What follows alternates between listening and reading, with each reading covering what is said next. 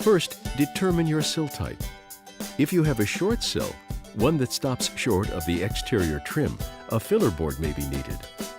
Measure, cut, and install the board under the trim so that the top is even with the sill. If your door swings in, it will mount on the outside of your home. If your door swings out, it will mount on the inside. Make sure you have all of the necessary parts.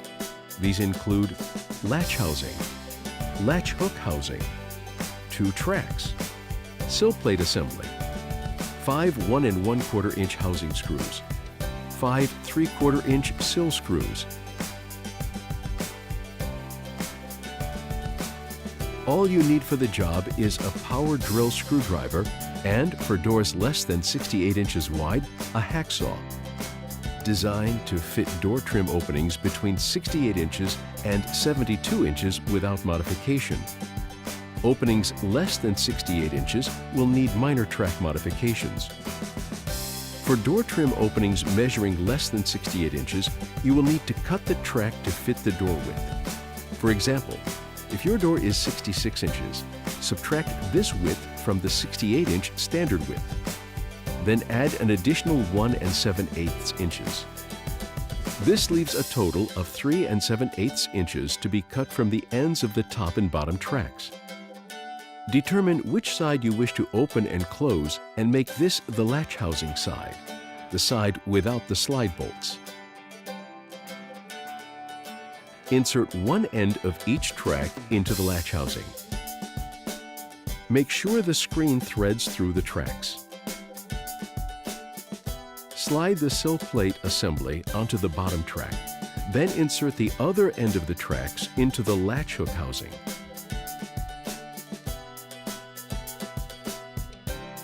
Place the screen assembly onto the door sill.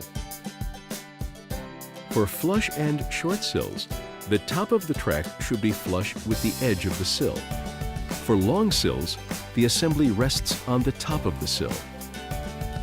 When installing the screen assembly, make sure the housing flanges are snug to the edge of the door trim or brick mold. Then, insert a housing screw into the pre-drilled screw hole at the top of the screen housing flange on both sides to hold the frame in place. Be sure not to tighten completely. Next, center the sill plate assembly on the door sill. Then slide the sill plate assembly extenders to each side to fill any gaps. Drive the sill screws 4 inches from either end and 10 inches to the left and right of the center of the sill plate. All sill screws should be installed in the outermost channel, 1/4 inch from the front edge of the sill plate. Insert the housing screws into all remaining pre-drilled holes on each vertical housing flange. There are 2 on each side. Securely tighten all of the screws. Now deploy the slider bar with the hook until it reaches the middle of the track. Mark the position of the slide bolts on the sill and top molding. Release the slider bar and drill 1/4 inch holes into the sill and top molding.